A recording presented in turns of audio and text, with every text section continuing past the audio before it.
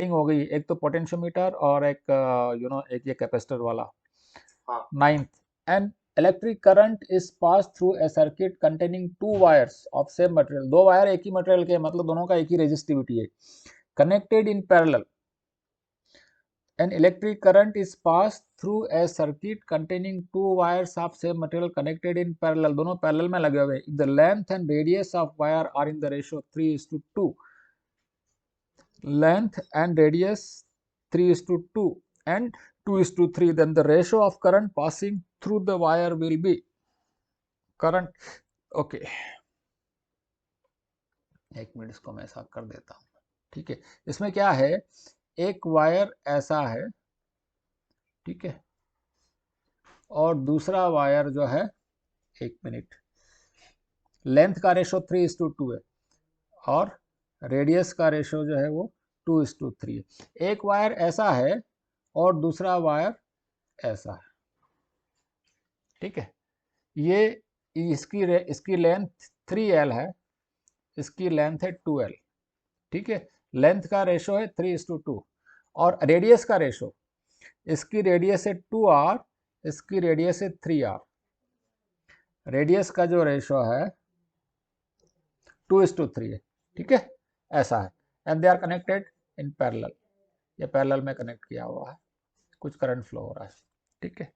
तो हमें निकालना क्या है, रेशो ऑफ द करंट, इसमें से करंट किस रेशो में पास होगा, ठीक है। ओके, तो करंट किस रेशो, तो पहले हम इसका रेजिस्टेंस निकाल लेते हैं, ठीक है।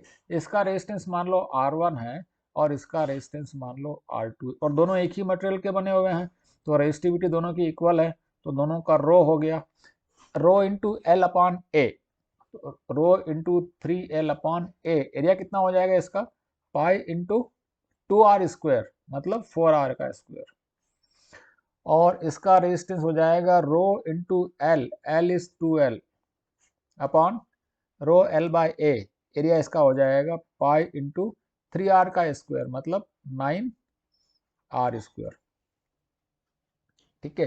तो ये रेजिस्टेंस होगा इनके, ठीक है। तो रेजिस्टेंस का रेशो निकाल लेते हैं अपन, तो रो से रो कैंसिल हो गया, एल से एल कैंसिल हो गया, R² से R² कैंसिल हो गया, पाई से पाई कैंसिल हो गया, तो ये कितना हो जाएगा, रेजिस्टेंस का रेशो कितना आ जाएगा, ऊपर है 3/4 और नीचे है 2/9, तो ये हो गया 9×27 डिवाइडेड बाय 8, 27 डिवाइडेड बाय 8 जो है ये रेजिस्टेंस का रेशो है, ठीक है।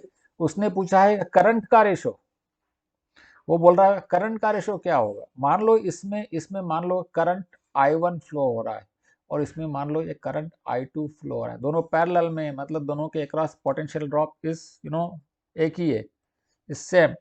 तो I1, तो इस मान लो let us say the potential drop is let us say V, ठीक है। तो V is equal to I1R1 equal to I2R2, ठीक है। तो I1 into R1 will be equal to I2 into R2, क्योंकि दोनों पैरेलल में हैं तो दोनों के across potential drop will be same. तो I1 इज टू I2 कितना हो जाएगा, I1 is to I2 will be R2 is to R1, R2 bye R1 हो जाएगा, ये R1 बाय R2 है, R1 बाय R2 है। देखना कुछ कैलकुलेशन मिस्टेक नहीं की हमने, तो इसका उल्टा हो जाएगा, सो दिस विल बी 8/27, ठीक है। तो करंट का रेशो हो जाएगा 8/27, दूसरे वाले में ज़्यादा करंट फ्लो होगा नेचुरली, एक तो ये मोटा है तो इसका रेजिस्टेंस कम है, दूसरा इसकी लेंथ कम है तो इसका रेजिस्टेंस और कम है, तो इसमें ज़्यादा करंट फ्लो करेगा, इसमें कम करंट फ्लो करेगा, तो 8/27 का रेशो आएगा, ठीक है। सो दिस विल बी 8/27, तो इसका आंसर होना चाहिए 8, ठीक है। हाँ। तो ये, तो हमको ऐसा यदि कोई सा भी कॉम्बिनेशन दिया हो, लेंथ अलग अलग दी हो, डायमीटर अलग अलग दिया हो, ठीक है, तो हमको रेजिस्टेंस में क्या रिलेशन होगा, रेजिस्टेंस का रेशो क्या होगा, वो हमें कैलकुलेट करना आना चाहिए बेटा। इसके ऊपर भी एक क्वेश्चन आता है, नॉर्मली एक क्वेश्चन आता है, ठीक है। और इस क्वेश्चन में तो क्या है, इसने अभी अभी इसने करंट का पूछा कि इतना इतना करंट होगा, वो हो सकता है कुछ दूसरी इन्फॉर्मेशन भी पूछ ले, ठीक है। हीट कितना डेवलप होगा, हीट डेवलप होने का रेशो कितना होगा इसका, ठीक है, ये पूछ सकता है, ठीक है। हमने 10th में इस टाइप के क्वेश्चन किए थे, एक वायर को स्ट्रेच करके लंबा कर दिया, तो उसका स्ट्रेच करने से क्या हुआ, उसका डायमीटर कम हो जाएगा, लेंथ बढ़ जाएगी, सो रेजिस्टेंस बढ़ जाएगा। ठीक है, याद आ रहा है? हाँ सर। तो इस टाइप के क्वेश्चन भी आ सकते हैं। ठीक है, question number 10, by increasing the temperature the specific resistance of a conductor and semiconductor। Okay, temperature बढ़ने से स्पेसिफिक कंडक्टर और सेमीकंडक्टर के रेजिस्टेंस पे क्या फर्क पड़ता है। देखो, टेम्परेचर बढ़ने से कंडक्टर का रेजिस्टेंस बढ़ता है, टेम्परेचर बढ़ने से कंडक्टर का रेजिस्टेंस बढ़ता है। क्यों बढ़ता है कंडक्टर का रेजिस्टेंस?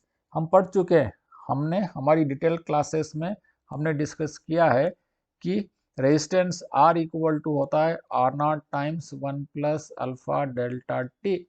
टेम्परेचर बढ़ाते हैं तो आर बढ़ जाता है। अल्फा का क्या नाम था? Temperature coefficient of resistance.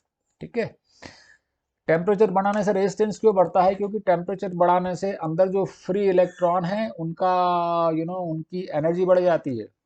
ठीक है, उनकी एनर्जी बढ़ जाती है तो वो उनकी अंदर उनकी वेलोसिटी बढ़ जाती है। वेलोसिटी बढ़ जाती है तो उनका एवरेज रिलैक्सेशन टाइम जो है, relaxation time between two successive collision, वो कम हो जाता है। ये गलती तो मैं करूंगा ही नहीं, पानी पीने की गलती रात को नहीं पीएंगे ना, पी के माइक ऑफ कर। तो वो जो है तो उनका एवरेज रिलैक्सेशन टाइम जो है वो कम हो जाता है। ठीक है, तो जल्दी जल्दी टकराते हैं, ज़्यादा टकराते हैं तो रेजिस्टेंस बढ़ जाता है। ठीक है, सो हमने हमने डिटेल में हमने स्टडी किया है उसके बारे में कि टेम्परेचर बढ़ने से कंडक्टर का रेजिस्टिविटी क्यों बढ़ जाती है, कंडक्टर का रेजिस्टेंस क्यों बढ़ जाता है। ठीक है, यहाँ पे ये पूछ रहा है by increasing temperature specific resistance of the conductor, conductor का रेजिस्टेंस बढ़ता है। ठीक है, तो आंसर ए होना चाहिए या सी होना चाहिए। ठीक है, बी और डी तो हो ही नहीं सकता, decreases for both and decreases for the conductor, तो ए और सी होना चाहिए। दूसरा, अभी हमने सेमीकंडक्टर के बारे में स्टडी नहीं किया है। ठीक है, लेकिन सेमीकंडक्टर में एक प्रॉपर्टी होती है कि टेम्परेचर बढ़ने से रेजिस्टेंस कम होता है।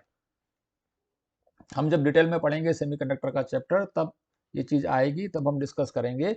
सेमीकंडक्टर का रेजिस्टेंस टेम्परेचर बढ़ने से कम हो जाता है। ठीक है, अभी तुम लोग सिर्फ याद रख लो इसको।